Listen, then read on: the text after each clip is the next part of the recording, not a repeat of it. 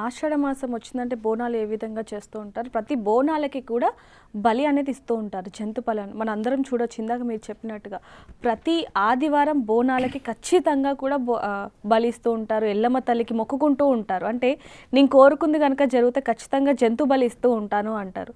అది ఎంతవరకు వాస్తవం అంటారు? అంటే అందులో నిజంగానే భక్తి ఉంది అంటారు?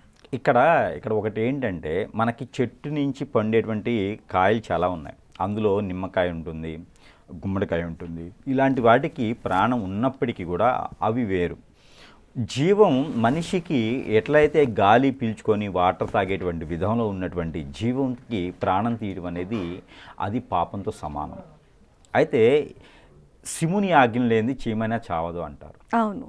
అయితే ఈ ఆషాఢం వచ్చేటప్పటికి అమ్మవార్ల పేర్లు చెప్పి మేకల్ని, కోళ్ళని, అక్కడ ఇంకొకటి ప్రాంతీయ ఆచార ప్రకారంగా వేరే వేరే జంతువులను కూడా బలి ఇస్తూ ఉంటారు.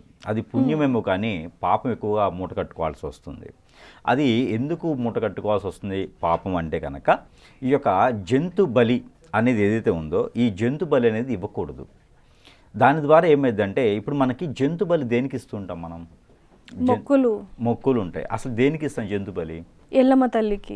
దేనికి అంటే ఏ సందర్భంలో ఇస్తుంటాం అంటే, మా అబ్బాయి పెళ్ళి అయిపోతే ఒక జంతువుని తీసుకెళ్ళి బలిస్తాను, మా ఇల్లు పూర్తిగా కట్టుకుంటే నేను జంతువుని బలి ఇస్తాను అంటే, మూగ జంతువులు కదా అవి మనతో మాట్లాడలేవు కదా అని బలిస్తూ ఉంటారు. కాకపోతే ఇక్కడ ఒకటి మీరు గమనించాలి, జీవం ఉన్నటువంటి జంతువైనా మనిషి అయినా మరణించిన తర్వాత అది ఏమవుతుందండి? ఆత్మగా మారుతుంది.